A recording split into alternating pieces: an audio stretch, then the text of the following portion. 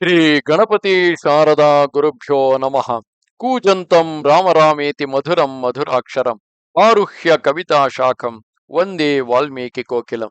ಶ್ರೋತೃಗಳಿಗೆ ಶ್ರೀ ಚಾಮರಾಜೋಕ್ತಿ ವಿಲಾಸವೆಂಬ ಕನ್ನಡ ರಾಮಾಯಣದ ಯುದ್ಧಕಾಂಡದಲ್ಲಿ ಅಗಸ್ತ್ಯರು ಶ್ರೀರಾಮನಿಗೆ ಆದಿತ್ಯ ಹೃದಯವನ್ನು ಉಪದೇಶ ಮಾಡಿದ್ದು ಎಂಬ 107ನೆಯ ಅಧ್ಯಾಯಕ್ಕೆ ಸ್ವಾಗತ. ಆಮೇಲೆ ರಾವಣರ ಯುದ್ಧವನ್ನು ನೋಡಬೇಕೆಂದು ಅಂತರಿಕ್ಷ ಮಾರ್ಗದಲ್ಲಿದ್ದ ಸಮಸ್ತ ದೇವತೆಗಳು, ಅಗಸ್ತ್ಯಾದಿ ಮುನೀಶ್ವರರು ರಣಭೂಮಿಯಲ್ಲಿ ಶ್ರೀರಾಮನೊಡನೆ ಯುದ್ಧವನ್ನು ಮಾಡಿ ಕಂಗೆಟ್ಟು ಹಿಮ್ಮೆಟ್ಟಿದ ರಾವಣನು ಪುನಃ ಯುದ್ಧ ಸನ್ನದ್ಧನಾಗಿ ನಿಂತದ್ದನ್ನು ಕಂಡರು. ಆಗ ಅಗಸ್ತ್ಯ ಮುನೀಶ್ವರರು ಶ್ರೀರಾಮನ ಸಮೀಪಕ್ಕೆ ಬಂದು ಆತನನ್ನು ಕುರಿತು ಹೀಗೆ ಹೇಳಿದರು: ಶ್ರೀರಾಮ, ಒಂದು ರಹಸ್ಯವಾದ ಮಂತ್ರವನ್ನು ಹೇಳುತ್ತೇನೆ ಕೇಳು. ಆ ಮಂತ್ರವು ಅನಾದಿ ಸಿದ್ಧವಾದದ್ದು. ಯಾವ ಮಂತ್ರದ ಜಪದಿಂದ ನೀನು ಸಮಸ್ತ ಶತ್ರುಗಳನ್ನು ಜಯಿಸುವೆಯೋ ಅಂಥ ಮಂತ್ರವನ್ನು ಹೇಳುತ್ತೇನೆ ಕೇಳು.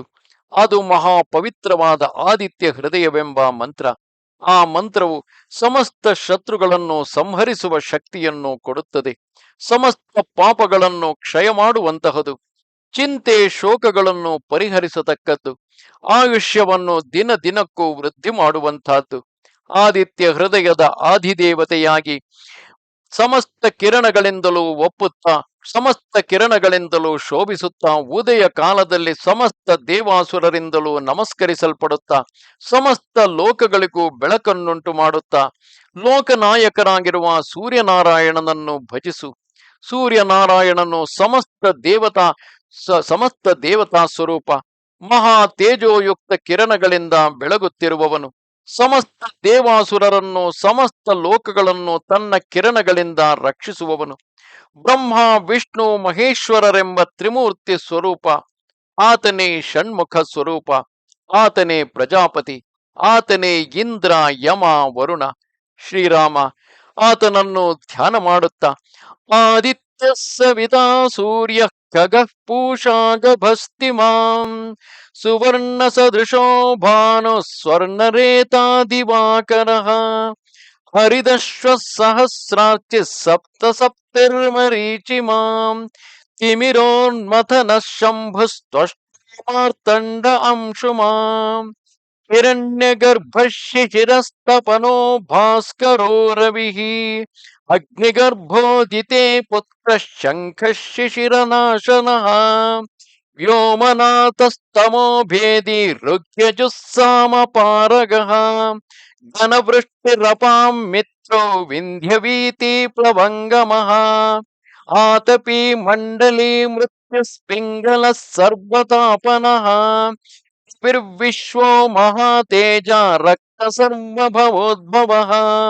ನಕ್ಷತ್ರಗ್ರಹತಾರಾಣಾಮಧಿಪೋ ವಿಶ್ವಭಾವನಃ ತೇಜಸಾಮಪಿ ತೇಜಸ್ವಿ ದ್ವಾದಶಾತ್ಮನ್ನಮೋಸ್ತುತೇ ನಮಃ ಪೂರ್ವಾಯ ಗಿರಯೇ ಪಶ್ಚಿಮಾಯಾರ್ದ್ರಯೇ ನಮಃ ಜ್ಯೋತಿರ್ಗಣಾನಾಂ ಪತಯೇ ದಿನಾಧಿಪತಯೇ ನಮಃ ಜಯಾಯ ಜಯಭದ್ರಾಯ ಹರ್ಯಶ್ವಾಯ ನಮೋ ನಮಃ ನಮೋ ನಮಃ ಸಹಸ್ರಾಂಶೋ ಆದಿತ್ಯಾಯ ನಮೋ ನಮಃ ನಮ ಉಗ್ರಾಯ ವೀರಾಯ ಸಾರಂಗಾಯ ನಮೋ ನಮಃ ನಮ ಪ್ರಬೋಧಾಯ ಪ್ರಚಂಡಾಯ ನಮೋಸ್ತುತೇ ಬ್ರಹ್ಮೇಶಾನಾಚ್ಯುತೇಶಾಯ ಸೂರ್ಯಾಯಾದಿತ್ಯವರ್ಚಸೇ ಭಾಸ್ವತೆ ಸರ್ವಭಕ್ಷಾಯ ರೌದ್ರಾಯ ವಪುಷೇ ನಮಃ ತಮೋಜ್ಞಾಯ ಹಿಮಜ್ಞಾಯ